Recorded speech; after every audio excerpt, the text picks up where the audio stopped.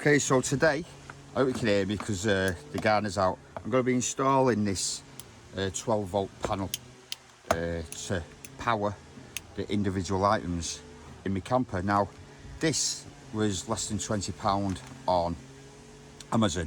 It actually is IP65, which is fully waterproof as long as you use the gasket. I won't be using the gasket because it's going in a camper. And obviously, if the back was protected as well. So it's given me 5 ways. It comes with stickers to ID up the various appliances. I'll be installing it on a Bluetti EB55, so I'm going to use a 10 amp DC adapter. I've got some 2.5 flex, and the rest of the bits you're going to need is various drill bits. This is just so I can cut a square in the panel. And then I haven't got my jigsaw on me, so I'm going to use a saw so we can get that cut in.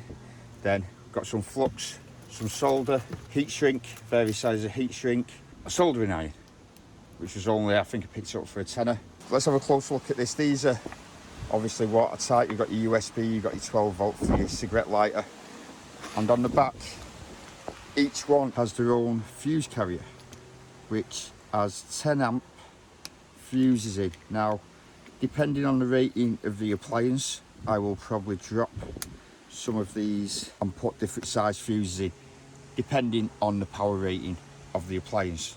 All the fuse ones are the outgoing ones, these are the incomers. You can attach any way you need to, but I will be attaching that on that, but lengthening this cable. And welcome to the channel, Mr. Random Adventures, where a bit of everything on the channel, but mostly I will be converting an ex-Royal Mail Peugeot expert to travel the UK, Scotland, down south and Europe in the search of lost history, which will be on my partner channel, History Revisited. And if you want to come on this expedition with me, then you know what to do. Hit that subscribe button, and notification button will give you first-hand indication of when videos go live. So yeah, welcome and thanks for watching. So let's use this grommet seal, waterproof seal, to mark out where the panel's going. Now I want it on this side over here, so I mean it's not the straightest, but as long as we get dimensions close enough, I'm sure it'll be fine. No, it's not too big and it falls through, we should be okay. Now if we had a jigsaw this would be a lot more easier, but we can manage with a saw.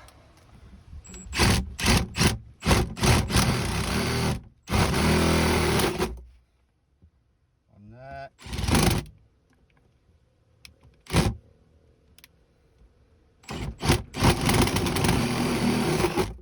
On there.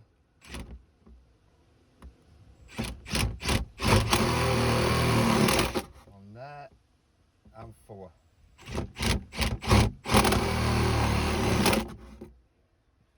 So I have got a pad saw, but it's quite tough. Right, manage.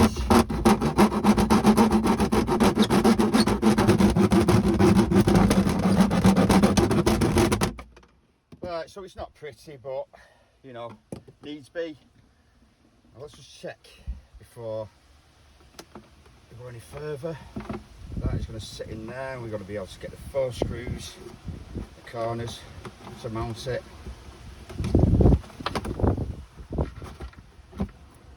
There you go. So I'm not going to mount it first, I'm going to bring it out here. I'm going to bring all the cables out that I need, and then we'll do soldering here. So at the moment I've only got 3 appliances, or 3 connections there. So on this I'm going to have my diesel heater, I'm going to have my fridge, and I'm going to have my lights.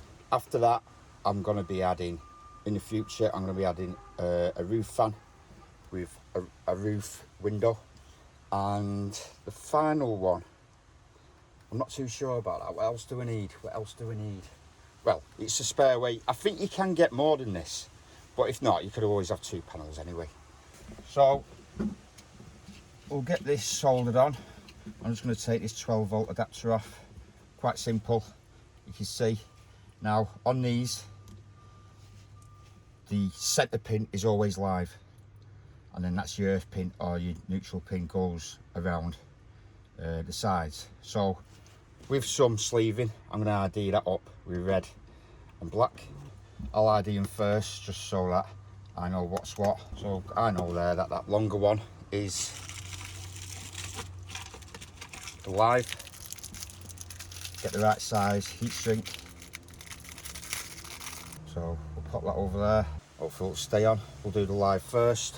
I'm going to need some cutters. So I will just bear this back. That's about a 2.5 cable. I've got a 2.5 feed. Now this cable here is rated at 10 amp. So you know that you can't put a 12 amp or a 16 amp or 15 amp fuse in these. 10 amp is your max, but we shouldn't need more than that.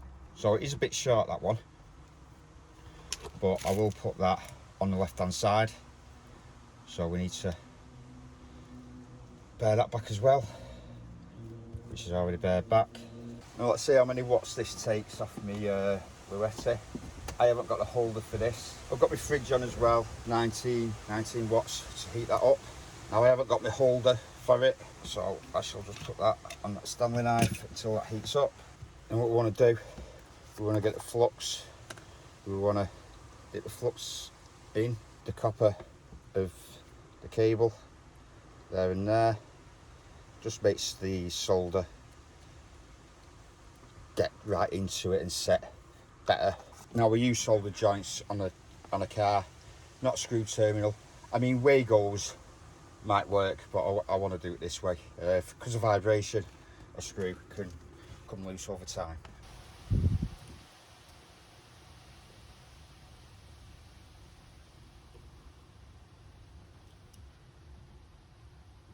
But there we go, rough as you like.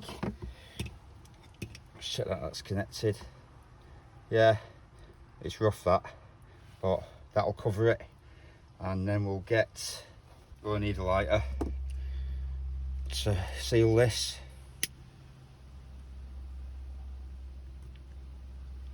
It sides up, can't use that right hand.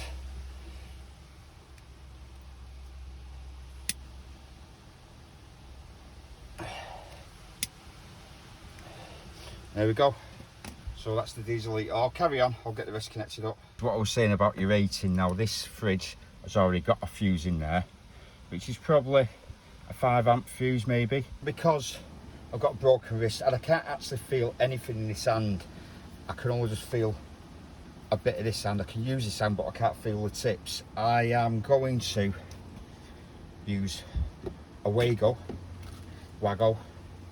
for the neutrals. So all the neutrals from each appliance get connected together. Then that'll be the feed from the power neutral. This one will now go to the live. I'll just have that as a spare cable. Yeah, there's no screws on them, so maybe you could use that for everything really. I mean, in Flex you need these clamp Wagos. You do get push fits. Flex won't go in push fits. So yeah, the clamp sort I suppose you could use for a full install. Blimey, now that was a struggle. Really, I'm struggling to use my fingers, but we've got there. And now I'm just going to put the plug on the end. In yet, but it's connected and it's running. The battery's at 13.1 volts. It has got 2 USBs on this as well. So the first one should be the diesel heater. The second one, just switch the fridge on. Third one, that light should come on there.